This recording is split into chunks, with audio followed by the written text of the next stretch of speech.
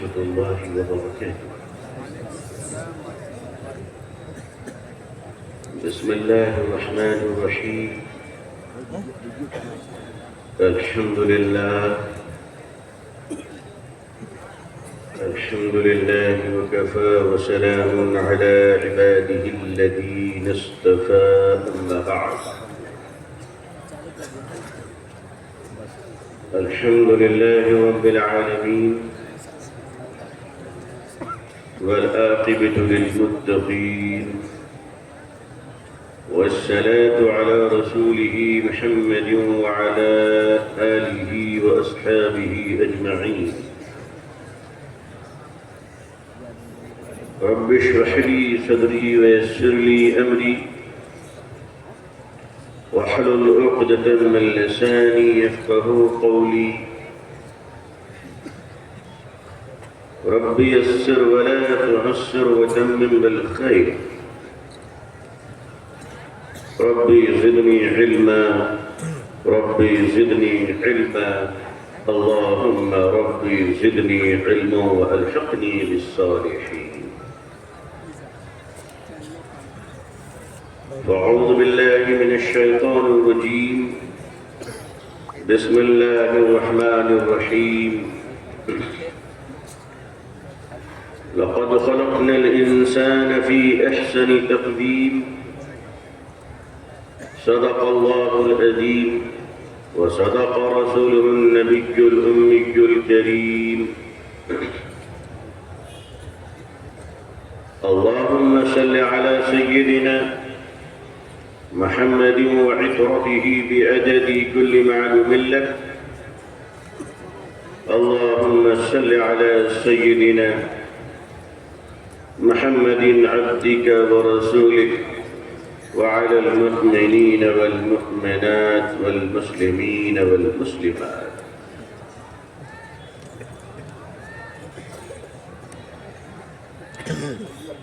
شیخ طریقت مدرسہ اسلامیہ عربیہ بیت العلوم کے ناظم اعلیٰ حضرت مولانا مفتی احمد اللہ صاحب دامت برکاتہ، شہ نشیب جلوہ افروز حضرات علماء کرام، بزرگان محترم، نوجوانان اسلام، عزیزان گرامی، سامعین نظام، عمائدین علاقہ،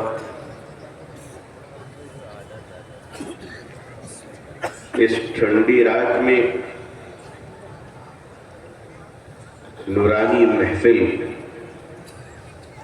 اپنی اداؤں سے کچھ کہہ رہی ہے.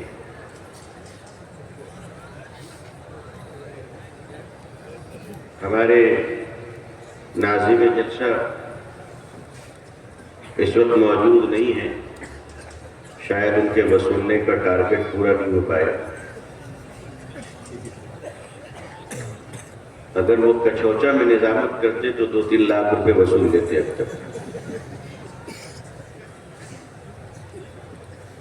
وہ بھول گئے کہ ہمارے مسلک میں خشکی بہت آ گئی ہے. کسی کے یہاں جہالت پوری تراوٹ کے ساتھ ہے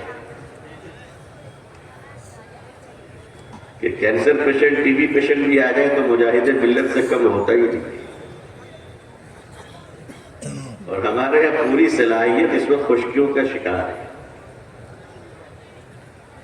اور اس وقت تو حد ہو گئی جب انہوں نے 500 روپے قبول کر کے پورا بازار خراب کر دیا، ورنہ لوگ کچھ سوچ رہے تھے. ایک آدمی اللہ سے دعا مانگ رہا تھا کہ اللہ 200 کروڑ مل جاتا تو کام ہو جاتا. وہ 200 کروڑ مانگ رہا تھا. اس کے بغل میں بیچارہ ایک آٹو والا بھی آیا، اس نے کہا اللہ تعالیٰ بیوی ہاسپٹل میں ہے، 500 روپے کی بڑی ضرورت ہے. تو جو 200 کروڑ مانگنے والا تھا وہ رک گیا، 500 نکالا، اس کو دیا اور کہا مارکیٹ خراب مت کر.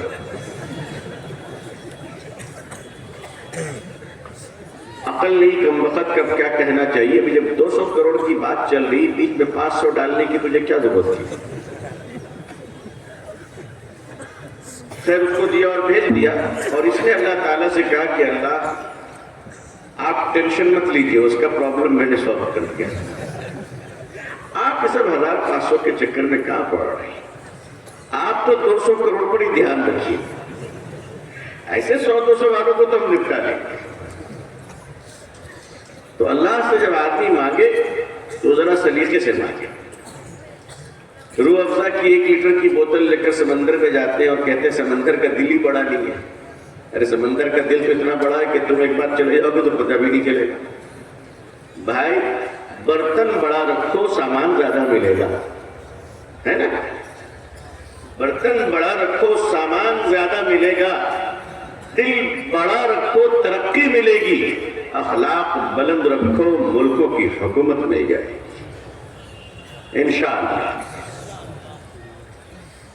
قوموں کے وجود تعداد سے نہیں، قوموں کے وجود تعداد سے نہیں، اس کی تہذیب سے زندہ رہتی ہے۔ سماج کا استتو اس کی سنکھیا سے نہیں، اس کی سنسکرتی سے زندہ رہتی ہے۔ اگر کوئی قوم چاہتی ہے اس کے وجود کا تعلق اس کی تعداد، اس کی سنکھیا، اس کی میجورٹی، اس کی مائنورٹی، nothing doesn't matter، یہ کوئی مطلب ہی نہیں ہے۔ مائنورٹی اور میجورٹی تو سرکاری کاغذوں میں ہوا کرتی ہے، اللہ کی زمین پر فیصلے تو انسان کے اعمال کی بنیاد پر ہوتے ہیں۔ اللہ کی زمین پر فیصلے، آسمان سے جو فیصلے اترتے ہیں وہ اعمال کی بنیاد پر اترتے ہیں۔ اللہ جب آسمان سے بارش برساتا ہے تو اتنا پاک برساتا ہے کہ پڑھ لینے والے اگر وضو بنا لے تو نماز ہو جائے گی، اور اگر تم نے گندے برتن میں لے لیا تو پانی ناپاک ہو جائے گا۔ برسانے والے مالک نے تو پاک برسایا تھا، لینے والوں کی برتنیں گندی تھی۔ اپنے برتنوں کو صاف نہیں رکھتے اور کہتے صاحب پانی گندا ہے، پانی گندا نہیں ہے، ہمارا ظرف گندا ہے، ہمارے برتن گندے ہیں۔ مسلمانوں ایک طے کیوں نہیں کرتے؟ آخر اس نقطے پر تم جمع کیوں نہیں ہو جاتے؟ تمہارا ضمیر یہ فیصلہ کیوں نہیں کرتا؟ تمہارے ضمیر کی عدالت کامتی کیوں نہیں ہے؟ تمہارے دماغ کے شریان اس بات کی دعوتوں کی طرف متوجہ کیوں نہیں ہوتے کہ اللہ تعالیٰ نے ہمیں سروے زمین پر کس حیثیت سے پیدا کیا ہے؟ کیا نالا بنا کر بھیجا ہے، یا دیوارہ بنا کر بھیجا ہے، یا ڈبڈوگی بجانے والا بنا کر بھیجا ہے، یا ڈھولکیاں اور تبلچیاں بنا کر بھیجا ہے، یا دویاں بنا کر بھیجا ہے، یا مغنی یا مغنیاں بنا کر بھیجا ہے؟ رقص و سرور میں مستی و سارا سرور کا ایک علام علمبردار تو بنا کر نہیں بھیجا۔ مسلمانوں پہلے یہ طے کر لو، میں جانتا ہوں کہ اس پوری دنیا میں، اس روئے زمین، اس کائنات میں تمام انسان قابل احترام ہے۔ وَلَقَدْ كَرَّمْنَا بَنِي آدم، اللہ تعالیٰ نے ابن آدم کی تمام اولادوں کو، بیٹے اور بیٹیوں کو سمانیہ بنایا ہے، ریسپیکٹڈ بنایا ہے، قابل احترام بنایا ہے۔ ویسے تو انسان سارے جگت کے مانو ایک ہے، سارے انسان ایک ہے، اس میں کوئی فرق نہیں ہے کہ کون ہندو ہے کون مسلمان، کون سکھ ہے کون جین، کون پارسی ہے کون عیسائی، کون یہودی ہے کون ناستک، کون جنوستھا کا ماننے والا زردشت کا پجاری ہے اور کون آتش پرست ہے، اس سے کوئی لینا دینا نہیں۔ ایک تو کامن ہے، اور کامن جنرل تھنگ یہ ہے کہ اللہ نے جتنے انسانوں کو پیدا کیا ہے، وہ کالا ہو یا گوڑا، چھوٹا ہو یا بڑا، وہ انگلش بولنے والا ہو یا ہندی بولنے والا، وہ سارے جگت کے انسان برابر ہیں، سمانی ہیں، قابل احترام ہیں، ریسپیکٹڈ ہیں۔ یہ مسلمانوں کو اپنے دل سے تسلیم کرنا پڑے گا، اس لیے کہ وَلَقَدْ كَرَّمْنَا بَنِي آدم، یہ اعلان ہمارے پیدا کرنے والے مالک کا ہے۔ اللہ نے تمام انسانوں کو یکساں بنایا، اللہ نے تمام انسانوں کو قابل احترام بنایا۔ ذمہ داریوں کے اعتبار سے کوئی بڑا ہے کوئی چھوٹا، یہ ممکن ہے، کوئی واچ مین ہے تو کوئی چیئرمین ہے، جھولے کے لحاظ سے فقیروں کی کیٹیگری الگ الگ ہے۔ کچھ فقیر بیچارہ 2-4-10 روپے والا ہوتا ہے، کچھ اتنا بڑا ہوتا ہے کہ پتہ ہی نہیں چلا مال کتنا ہے اس کے پاس، لیکن وہ بھی کہتا ہے صاحب میں بھکاری ہوں۔ تو کچھ ریجنل بھکاری ہوتے ہیں، کچھ انٹرنیشنل بھکاری ہوتے ہیں، لیکن عزیزان ملت، اسی کے اندر اللہ تبارک و تعالیٰ نے انسانوں میں پھر مسلمانوں کو کون سی ذمہ داری دی؟ کنتم خیر امۃ اخرجت للناس تأمرون بالمعروف وتنہون عن المنکر. مسلمانوں کو ایک بڑی ذمہ داری دی گئی، اور یہ بات واضح کر دینا چاہتا ہوں کہ مسلمان جس وقت تک اپنی ذمہ داری کا احساس اور اپنے کرتبوں کے پالن کے بارے میں جاگرک نہیں ہوں گے، وہ ہندوستان سے لے کر قبرستان تک دعا کرتے رہیں گے، ثواب تو ملے گا، حالات بدلنے کے امکان نہیں ہے. اس لیے کہ یاد رکھیے، نام بدلنے سے حالات نہیں بدلتے. نام بدلنے سے اگر حالات بدل جاتے تو یہ کون سا موسم چل رہا ہے بھائی؟ ٹھنڈک کا. یہ جاڑے کا موسم ہے، اور اس مہینے کا نام کیا ہے؟ نومبر. اگلا مہینہ کیا ہوگا؟ دسمبر میں ٹھنڈ بڑھے گی گھٹے گی؟ اور فٹ رہیں گے، کمبل اوڑھیں گے. بڑے میاں کو بتا دیجیے، آپ ایک کام کیجیے، اس مہینے کا نام آج سے آپ اپریل رکھ دیجیے. تو بتاؤ کہ دسمبر کا نام اگر اپریل رکھ دیا جائے تو اس سے کیا ٹھنڈک گرمی میں بدل جائے گی؟ نام بدلنے سے تقدیر نہیں بدلا کرتی میاں جی، چرتر بدلنا چاہیے. چرتر کا ٹھیک ہونا بہت ضروری ہے. آدمی کا چرتر اچھا ہو، ورنہ نام بدلنے پر آدمی کہاں سے کہاں پہنچ جائے. اپنی سائیکل کا نام ایئر انڈیا رکھ دے، بھائی بتاؤ کہاں جائے؟ اپنی بیل گاڑی کا نام راجدھانی رکھ دے، اس سے کیا ہونے والا ہے؟ آدمی جب تک اپنے چرتر کو ٹھیک نہیں کرے گا، آدمی کتنا بھی نام بدل لے، اس سے ہنسا اور اس سے پرتشوت اور اس سے بھاونائیں آہت تو ہو سکتی ہے، نفرتیں تو جوان ہو سکتی ہے، مگر یاد رکھو خراب تقدیروں کی کبھی ریپیرنگ نہیں ہو سکتی ہے. اس کی ریپیرنگ کے لیے تمام انسانوں کا شدھ ہونا اور منش کا بھلا ہونا بہت ضروری ہے. دیکھیے، شیر اور بکری ایک گھاٹ میں پانی پی سکتا ہے. میرے پاس ایک تعویذ ہے، آپ لوگ لینا چاہیں تو ایڈوانس دے دیجیے گا. اس میں شیر اور بکری ایک گھاٹ پہ پانی پی لے گا. 2 راستے ہیں اس میں، بتا دوں. شیر اور بکری کے پانی پینے کا ایک ہی گھاٹ میں نسخہ بتا دوں آپ لوگوں کو. اچھا چلیے، تعویذ آپ لوگ خود لکھ لیجیے گا. دیکھیے، شیر اور بکری ایک گھاٹ پہ پانی تب پی سکتی ہے یا تو حضرت عمر بن عبدالعزیز کی خلافت ہو، امیر المومنین، یا تو ان کی خلافت ہو، یا شیر اور بکری میں چناوی گٹھبندھن ہو. صحیح ہے غلط؟ بولو. اگر شیر اور بکری دونوں آپس میں چناوی گٹھبندھن کر لیں، 10 سیٹ تمہاری 10 سیٹ ہماری، دونوں ایک ہی گھاٹ میں پانی پیئیں گے، خون بہنا تو دور کی بات، سر کا بال تک نہیں پڑے گا انشاءاللہ. یہ اتنا پاورفل نسخہ ہے، یہ چناوی رننیتی، یہ بہت پاورفل ایک کریا ہے جس کا پالن کرنے والے لوگ فرش سے عرش پر پہنچ جایا کرتے ہیں. مگر انسانیت، مانوتا اس کے بعد بھی سسکتی ہے. انسانیت اس کے بعد بھی دم توڑتی ہے. تو میں نے آپ سے کہا کہ قوموں کا وجود تعداد پہ نہیں، سنکھیا پہ نہیں، اس کی ثقافت، اس کی تہذیب پر ہے. مائنورٹی اور میجورٹی دماغ سے نکال دیجیے، بہت سنکھیک اور الپ سنکھیک. یہ فگر سرکاری کاغذوں میں تو ہو سکتی ہے، اللہ کے اس فگر کی کوئی اہمیت نہیں. حضرت موسیٰ علیہ السلام اپنی تعداد کے لحاظ سے مائنورٹی میں تھے، اپنی تعداد کے لحاظ سے الپ سنکھیک تھے.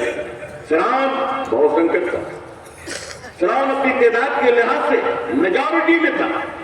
فرعون کے پاس حکومت کی سلطنت تھی، تاج و تخت تھے، سپاہی تھے، لڑاکو تھے، ہتھیار تھے، مال و دولت اور پیسے تھے. حضرت موسیٰ علیہ السلام نہتے تھے، آپ کے ساتھ چند غریب مزدور ساتھی تھے.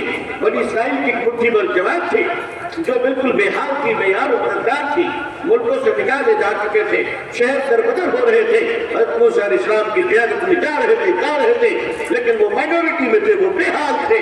اور ادھر فرعون اپنی پوری طاقت کے ساتھ، ظلم و جبر کے غرور کے ساتھ، پورے تکبر کے ساتھ چل رہا تھا اور کہہ رہا تھا بٹا دوں گا جس کو نابود کر دوں گا. وہ اپنی تعداد پر اور میجورٹی ہونے کے غرور پر وہ چل تو رہا تھا، لیکن اللہ کی مدد حضرت موسیٰ علیہ السلام کے ساتھ تھی اور اللہ کا غصہ فرعون پر تھا.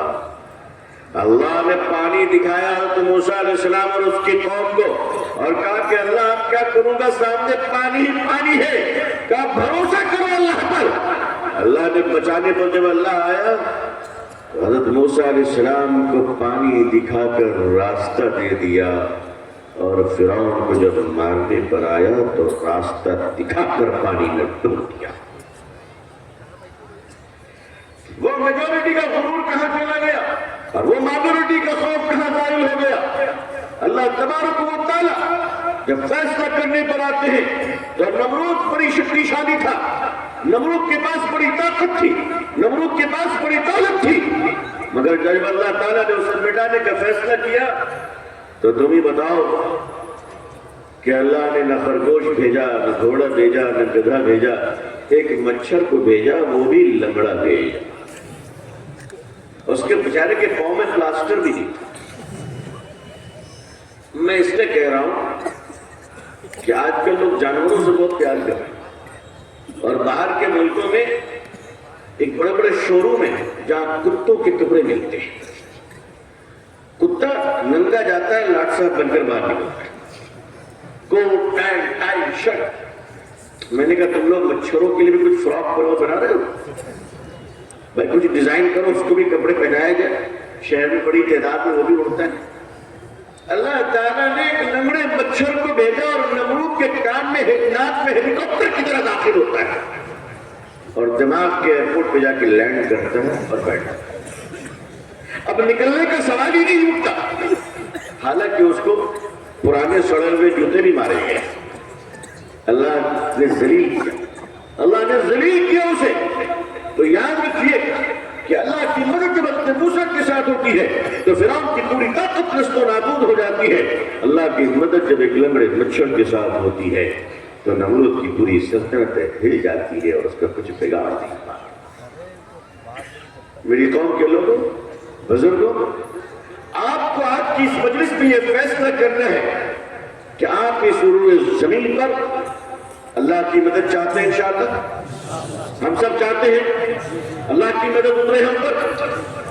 میرا بھی جی چاہتا ہے کہ میں دعا کروں اللہ سے کہ اللہ بھارت میں مسلمانوں کو حکومت دے دے، لیکن پھر سوچتا ہوں کہ نہیں، ابھی یہ مسلمان 1 میٹر کپڑا بھی ایمانداری سے کاٹنے کے لائق نہیں بنا ہے. ابھی یہ مسلمان، آپ ذرا اپنے اخلاق، آپ ذرا اپنے مورل، آپ ذرا اپنی ذمہ داریوں کا جائزہ لیجیے. اس روئے زمین پر آپ جس روشنی اور اجالے سے پہچانے جاتے ہیں، آپ اور ہم امت نبی کریم صلی اللہ علیہ وسلم کی، اور حضور صلی اللہ علیہ وسلم نے اس امت کو صحابہ کے ذریعے جو تربیت دی ہے وہ تربیت اعلیٰ اخلاق کی. ہم سب لوگ جانتے ہیں نبی کریم صلی اللہ علیہ وسلم کو، آپ صلی اللہ علیہ وسلم کی نبوت کا جو اعلان کیا گیا وہ 40 سال کی عمر میں کیا گیا. تو نماز فرض ہوئی 40 سال کے بعد، روزے فرض ہوئے 40 سال کے بعد، زکوٰۃ فرض ہوئی 40 سال کے بعد، سارا اسلام اترا 40 سال کے بعد، قرآن آیا 40 سال کے بعد، حدیثیں مکمل ہوئی 40 سال کے بعد، اسلام مکمل ہوا 40 سال کے بعد، شریعت مکمل ہوئی 40 سال کے بعد. پھر مسلمانوں یہ بات کیوں نہیں سوچتے کہ 40 سال تک ہمارے رب کے رسول صلی اللہ علیہ وسلم مکے میں کیا کر رہے تھے؟ وہ نبی اکرم صلی اللہ علیہ وسلم، آخر آپ کا بچپنا، آپ کی جوانی 40 سال تک اس مکے میں گزری. ذرا یاد کیجئے کہ آپ کا بچپنا ہے، چند سال کی عمر ہے، آقائی حلیمہ کے ساتھ قبیلہ بنو سعد کے تشریف لے جاتے ہیں طائف کی طرف، اور وہاں جا کر حلیمہ کے گھر میں بچپنے میں آپ نے انصاف کا وہ معیار قائم کیا کہ دودھ پیتے وقت ماں کا آپ نے معیار مقرر کیا کہ میں ایک طرف سے پیوں گا، دوسری طرف سے حلیمہ پھر دوسرے چھوٹے چھوٹے بچے پی لیا کریں گے. یہ انصاف کا نبی پاک صلی اللہ علیہ وسلم کا. حضور صلی اللہ علیہ وسلم نے مکے میں جب دیکھا تو آپ کی 15 سے 16 سال کی عمر تھی. آپ نے دیکھا مکے میں بڑا اتیاچار ہو رہا ہے، مکے میں بڑا ظلم ہو رہا ہے. اگر کوئی بیوپاری اور تاجر مکے میں تجارت کرنے کے لیے آتا ہے، لوگ اس کے قیمتی سامان کو لے لیتے ہیں، اس کی قیمت ادا نہیں کرتے، وہ بیچارہ غریب مظلوم آہ و بکا کرتا ہے، کوئی اسے انصاف دلانے والا نہیں. مسافر مکے میں آتا ہے اور بھوکا سو جاتا ہے، اسے جگہ نہیں ملتی ہے. پیارے آقا صلی اللہ علیہ وسلم کا ضمیر، آپ کا دل، آپ کا کلیجہ تڑپتا ہے. آپ نے اس نوجوانی میں 15 اور 16 سال کی نوعمری میں مکے کے نوجوانوں کو جمع کیا اور فرمایا مکے والوں آؤ، مکے کے اندر ایک نمونہ بناتے ہیں، ایک بہترین سوسائٹی بناتے ہیں، مکے کے ماحول کو اچھا بناتے ہیں، ہم اپنے معاشرے کو بہتر بناتے ہیں، سماج سیوا کمیٹی بناتے ہیں. اور دنیا کی تاریخ میں پہلی NGO، پہلا فلاحی ادارہ اگر کسی نے بنایا تو ہمارے اور آپ کے پیارے آقا حضرت محمد رسول اللہ صلی اللہ علیہ وسلم نے 16 سال کی عمر میں حلف الفضول نام کی کمیٹی بنائی. آپ نے سوسائٹی بنایا اور اعلان کیا کہ اے مکے والوں، اگر تمہارے ساتھ ظلم ہو جائے تو انصاف کے لیے محمد کو آواز دینا صلی اللہ علیہ وسلم. اے مسافروں، اگر تمہیں کھانا نہ ملے اور بھوکے رہو تو مجھے آواز دینا. اے تاجروں، اگر تمہارے مال کو کوئی لے لے اور پیسے نہ دے ایک بار محمد کو آواز دینا. محمد رسول اللہ صلی اللہ علیہ وسلم لوگوں کو حق دلایا کرتے تھے، لوگوں کا ادھیکار دلایا کرتے تھے. محمد صلی اللہ علیہ وسلم بھوکوں کو پوچھ کر کھانا کھلایا کرتے تھے. محمد صلی اللہ علیہ وسلم ضرورت مندوں کی ضرورتوں کو پوری کرنے کے لیے قرضہ لیا کرتے تھے، اپنے پیٹ بھرنے کے لیے نہیں بلکہ سماج کی سیوا کے لیے. آپ نے قرضہ لیا ہے، سماج کی سیوا کے لیے لوگوں کو پکارا اور متوجہ کیا ہے. مسلمانوں، 40 سال تک میرے آقا صلی اللہ علیہ وسلم نے مکے کی گلیوں میں یہ بتایا کہ آپ کی عمروں سے بڑے بڑے لوگ، دادا کی عمر کے لوگ کھڑے ہو جاتے تھے اور کہتے تھے وہ دیکھو عبد المطلب کا پوتا آ رہا ہے، اصل میں صادق و امین آ رہا ہے. ہم نے مکے میں کبھی جھوٹ بولتے نہیں دیکھا محمد رسول اللہ کو صلی اللہ علیہ وسلم. نبوت کے بعد جب مسلمانوں نے پہلی ہجرت کی حبشہ کی طرف، جعفر بن ابو طالب کی غیرت میں حضور صلی اللہ علیہ وسلم نے ایک مٹھی بھر جماعت جب حبشہ کی طرف بھیجا، نجاشی بادشاہ کی طرف بھیجا، کہا جائیے اور وہاں جائیے، وہ بڑے اچھے انسان ہیں، بڑا اچھا بادشاہ ہے وہ. تو ابو سفیان پیچھے سے تعاقب کرتے رہے اور تعاقب کرتے کرتے دوڑے اور نجاشی یعنی حبشہ کے بادشاہ کے دربار کے وزیروں کو ہدایہ دیا، تحفہ دیا، مسلمانوں کے خلاف ورگلایا، مسلمانوں کے خلاف برا بھلا کہا اور کہا کہ یہ بہت برے لوگ ہیں، گمراہ لوگ ہیں، بہکے لوگ ہیں، ہمارے لوگ بھاگ آئے، انہیں آپ ہمارے حوالے کر دیجئے. تو اس نجاشی دربار کے وزیر نے کہا ابو سفیان، یہ تو بتاؤ کہ تم جس محمد کی بات کرتے ہو صلی اللہ علیہ وسلم، جن کی مخالفت کے لیے تم آئے ہو، جن کے شترو اور دشمن بن کر تم آئے ہو، کیا وہ جھوٹ بھی بولتے ہیں؟ ابو سفیان کانپ گئے اور کہنے لگے دشمنی اپنی جگہ پر، مگر خدا کی قسم اگر محمد سے بڑا سچا ابو سفیان تو کیا دنیا کی کسی ماں نے آج تک کوئی بچہ جنم نہیں دیا ہے. اللہ کے رسول صلی اللہ علیہ وسلم نے اپنے اخلاق کا معیار دنیا کے سامنے بتایا. اللہ نے دنیا کو بتایا کہ دیکھو جب 40 سال کی عمر میں اپنے محبوب کی نبوت کا اعلان کروں گا تو تم مخالفت تو کر سکتے ہو، دشمنی تو کر سکتے ہو، پتھر تو مار سکتے ہو، قتل کرنے کی سازشیں تو رکھ سکتے ہو، لیکن تم میرے محبوب کو جھوٹا نہیں کہہ سکتے صلی اللہ علیہ وسلم. تم میرے محبوب کو بے ایمان نہیں کہہ سکتے، تم میرے محبوب کو بے وفا نہیں کہہ سکتے. میرے آقا صلی اللہ علیہ وسلم نے نبوت سے پہلے بھی ہمارے غیر مسلم بھائیوں کے ساتھ تجارت فرمائی، نبوت کے بعد بھی آپ نے لین دین کیا غیر مسلموں کے ساتھ، اور آپ نے دوسروں کا اتنا خیال رکھا کہ جب ہجرت کر آپ مدینہ منورہ تشریف لے گئے تو مدینے میں خبر ملی حضور صلی اللہ علیہ وسلم کو کہ مکے میں سخت ترین قحط آ چکی ہے اور مکے کے لوگ بھوک سے ترس رہے ہیں، سوکھے چمڑے اور پتے چبا رہے ہیں. اس وقت مدینے کے مسلمانوں کے حالات بھی اچھے نہیں تھے، مسلمان بھی غریب تھے، لیکن میرے آقا صلی اللہ علیہ وسلم نے مدینے کے مسلمانوں کو جمع فرمایا اور فرمایا کہ مکے میں لوگ گرچہ کے ایمان والے نہیں ہیں، گرچہ کے مسلمان نہیں ہیں، لیکن وہ مصیبت میں ہیں، وہ تکلیف میں ہیں، آؤ ہمیں ان کی مدد کرنی چاہیے. مدینے کے غریب مسلمانوں سے چندہ لیا گیا اور چندہ 500 اشرفیہ جمع سونے کے سکے کو کہتے ہیں جو تقریباً 40 سکے جمع ہو جائے تو ایک اشرفی، جو غالباً 87.5 گرام سونے کو ایک اشرفی کہتے ہیں۔ 500 سونے کے سکے مدینے میں جمع کیے گئے اور وہ پوری رقم مکہ کن کے حوالے کیا گیا؟ پتہ ہے آپ کو؟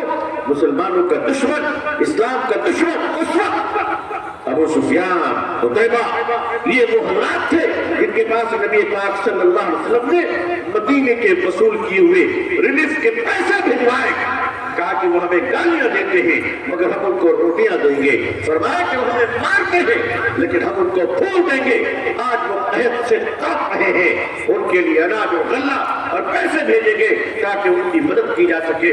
مسلمانوں، آج حال یہ ہے کہ ہم اپنے سماج میں اپنی بیٹی اور بہن کا حصہ بھی دینا نہیں چاہتے، اللہ کی مدد چاہتے کہ ادھر آئے۔ کیوں مسلمان؟ آپ کی جائیداد میں بیٹی کا حق ہے، بولو حق ہے یا نہیں؟ اشارہ مطلب بتائے حق ہے یا نہیں؟ یہ حق کس نے دیا؟ مولوی صاحب نے؟ سرکار نے؟ یہ حق کس نے دیا؟ اللہ اور اس کے رسول صلی اللہ علیہ وسلم۔ کشمیر کی ویڈیو دیکھی میں نے، چلے جاؤ، ایک بہن بھائی کے جنازے کے ساتھ قبرستان جانا چاہ رہی ہے۔ مسلمانوں نے کہا کہ ہماری روایت نہیں، شریعت اس کی اجازت نہیں دیتا، آپ قبر تک نہیں جا سکتی ہو۔ بہن کہنے لگی کہ مجھے تو جانا ہے اس کے جنازے کے ساتھ، سگی بہن، چھوٹی بہن، بڑے بھائی کا جنازہ ہے۔ لوگوں نے منع کیا، وہ رک گئی، لیکن جب میت کو دفن کر کر لوگ آ گئے تو وہ عورت تنہا مزار پر گئی قبر پہ اور کہنے لگی کہ اللہ، یہ میرا بھائی ہے، میرے باپ کی جائیداد میں اس نے میرا حق مجھے نہیں دیا، میں بھوک سے تڑپتی رہی، اس نے مجھے نہیں دیا، آج اس قبر میں ہے، تیرے کنٹرول اور قبضے میں ہے، ذرا پورے طریقے سے اس کے ساتھ سلیقے سے اس کا حساب کتاب لے۔ باپ کی جائیداد میں بیٹی کا حصہ کیوں نہیں دیتے؟ حج پہ حج کیے جا رہے ہیں، عمرہ پہ عمرہ کیے جا رہے ہیں، خیرات پہ خیرات کیے جا رہے ہیں، زکات پہ زکات کیے جا رہے ہیں، بہن کو حصہ نہیں دیں، بہن کو حصہ نہیں دیں۔ کیوں بھائی؟ کہا نہیں، میرے باپ نے تیری شادی پر پورا خرچ کیا تھا۔ اچھا، بیٹی پر باپ نے اپنا پیسہ خرچ کیا تھا، تمہاری شادی پہ کیا تمہارے باپ نے بھیک مانگ کرتا ہے؟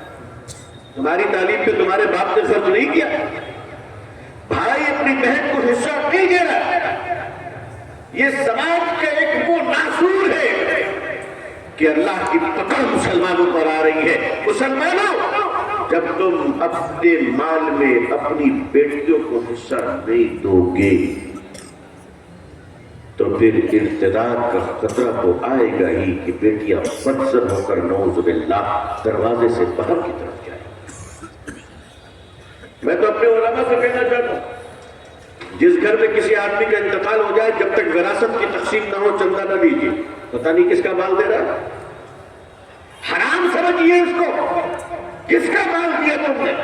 ہمارے ایک بزرگ ایک جگہ چندے میں تشریف لے کے جگہ کہ حاجی صاحب غلے پہ نہیں ہے، بیٹا بیٹھا ہوا ہے، بیٹا بھی نورانی چہرہ، لمبی داڑھی۔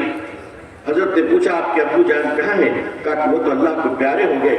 حضرت نے انا للہ و انا الیہ راجعون پڑھا، مغفرت کی دعا کی اور جانے لگے۔ اس لڑکے نے کہا کہ حضرت مت جائیے، جتنا ابو جان دیتے تھے ہم اس سے زیادہ دیں گے۔ فرمایا بیٹا آپ کتنے بھائی بہن ہو؟ انہوں نے بتایا کہ ہم 5 بھائی 3 بہنیں ہیں۔ کہا کہ آپ کے یہاں ابو کی جائیداد میں وراثت کی تقسیم ہو گئی؟ انہوں نے کہا بھی یہ بھی امی زندہ ہے۔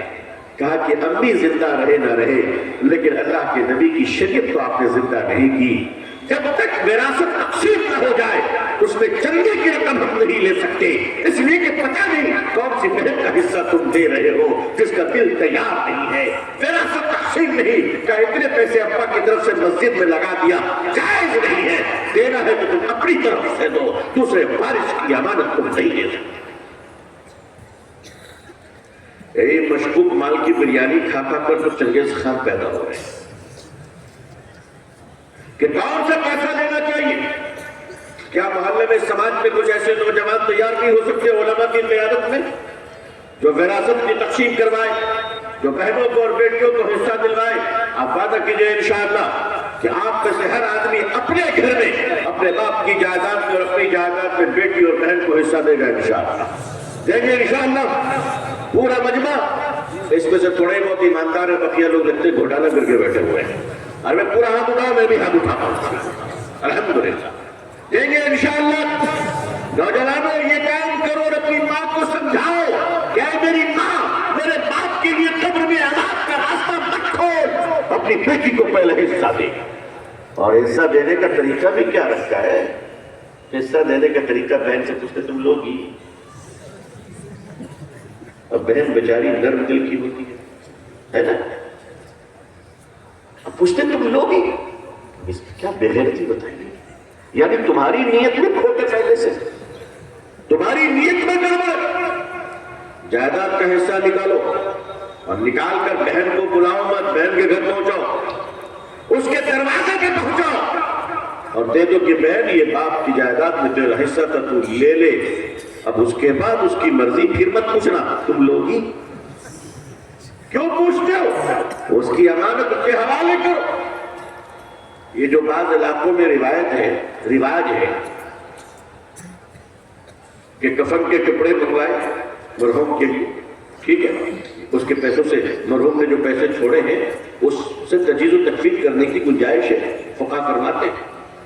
لیکن وہ جو کفن کا ایک اضافی ٹکڑا کبھی کبھی ہم لوگ امام صاحب کے لیے بعض علاقوں میں دیتے ہیں. اب امام صاحب کو کیا دیں گے, یہ سب تو نہیں کرنا.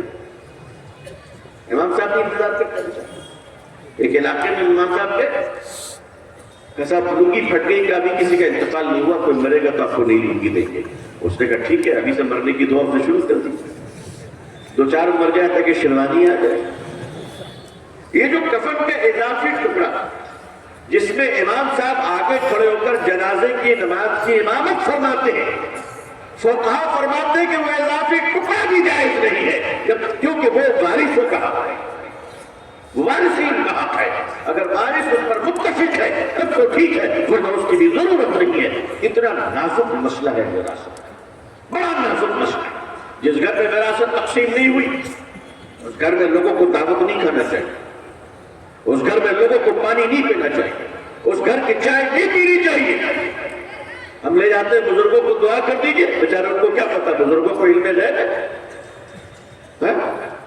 کیا معلوم ہے. لیکن یہ گناہ ہے. وراثت جتنی جلدی ہو تقسیم کرو اور بیٹیوں کے معاملے میں, بہنوں کے معاملے میں حساس ہو جاؤ. اللہ کی مدد تم پر اترے گی انشاءاللہ. اللہ کی مدد چاہتے ہو تو اس قانون کو اپنے آپ پر نافذ کر لیجئے انشاءاللہ. کریں گے انشاءاللہ. بیٹیوں کا بہن کا حصہ علماء سے عرض کروں گا کہ اس کے مسائل پر جمعے میں خطاب فرمایا کریں. صرف چندے کی فضیلت بیان کرنا مقصود نہیں ہے, کون سا پیسہ آنا چاہیے وہ بھی طے ہونا چاہیے ہمارے کہ کون سا مال آ رہا ہے. ہم کہتے ہیں کہ اب ہمارے ہاں روحانی قیادت تیار نہیں ہو رہی ہے. بھائی لوہا کا مال ڈالو گے تو سونا نکلے گا؟ ارے وہ کوئی اور ہے جو آلو ڈال کے سونا نکالتے ہیں. یہ کرامت ہمیں نہیں آتی. آپ آج بھی اپنے بہترین پیسوں کا استعمال کیجئے انشاءاللہ.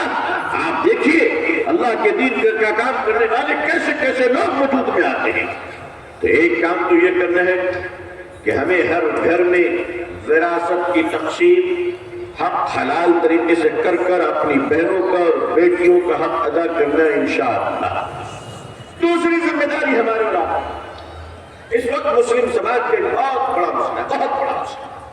اور وہ مسئلہ یہ ہے ظہر پڑھ کے نکلے نہیں کی رنجش, عصر پڑھ کے نکلے نہیں کی رنجش, ملیشیا گئے نہیں کی رنجش, سنگاپور سے لوٹے نہیں کی رنجش, بمبئی سے پیسے لے کر کیا آگے پاؤں زمین پہ نہیں پڑ رہے, برونائی کے ڈالر کے آگے کہ آسمان کا چھت سر پہ ٹک نہیں رہا ہے.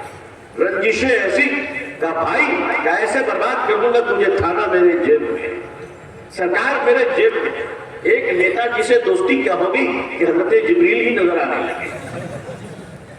ایک نیتا جسے تعلق کیا ہو گیا, ایک تھانے دار سے تعلق کیا ہو گیا, سمجھ رہے حضرت اسرائیل کو میں جیب میں لے کے گھوم رہا ہوں. بھائیو یہ فرعونیت, یہ انانیت, یہ غرور کو توڑ دو. اگر تم نے خود سے اس غرور کو توڑا تو خدا تم پر ایسوں کو مسلط کریں گے تو تمہارے غرور کا جوس نکال کر رکھ دیں گے، اور وہ ہوگا۔ آپ دیکھ لیجئے، بھائی بھائی میں نفرت، بھائی بھائی میں تعلق خراب، اور گھر کی عورتوں نے تو ایک ماحول بنا رکھا ہے۔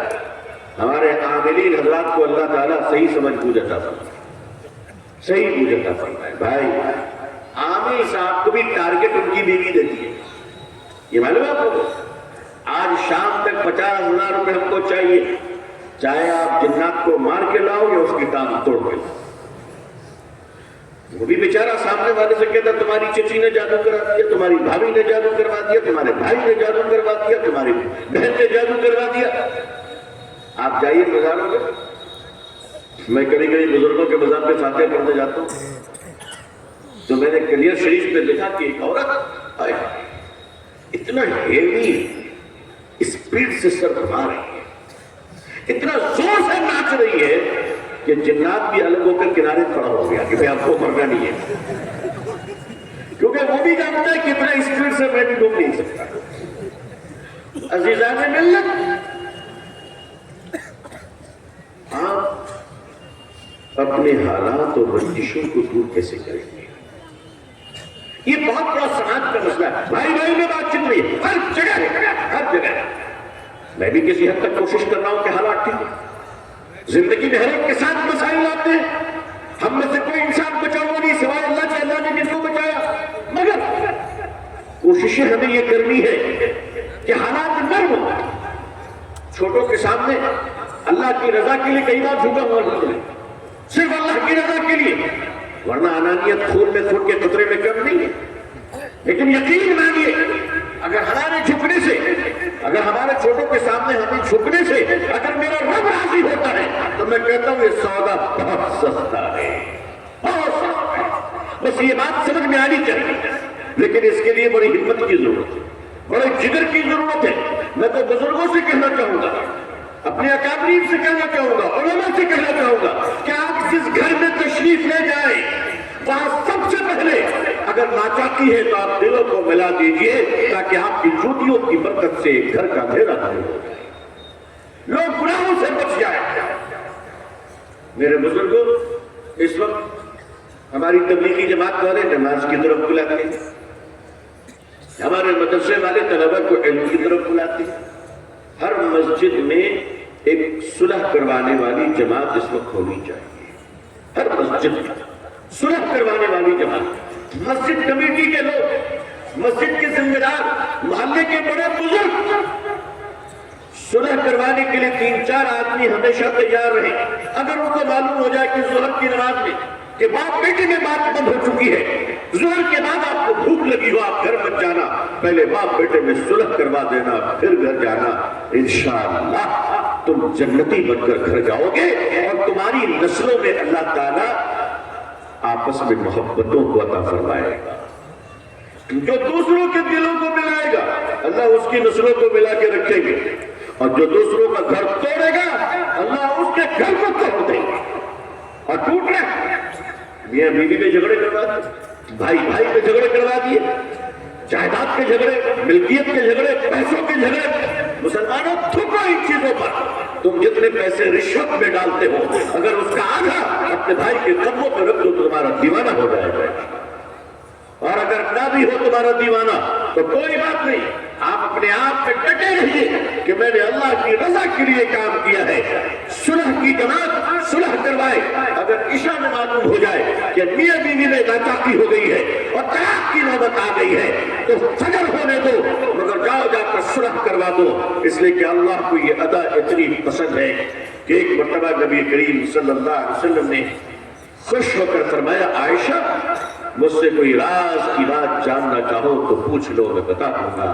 عائشہ فرماتی یا رسول اللہ صلی اللہ علیہ وسلم کیا مجھے اجازت ہے کہ میں اپنے بابا سے مشورہ کر لوں؟ حضرت ابوبکر صدیق رضی اللہ تعالیٰ عنہ فرمایا جاؤ مشورہ کر لو۔ امت کے وفد اور نبیوں کے بعد سب سے اعلیٰ مرتبہ رکھنے والا وہ صدیق اکبر جو حضور صلی اللہ علیہ وسلم کے غار سے لے کر قبر تک آج بھی ساتھ ہے۔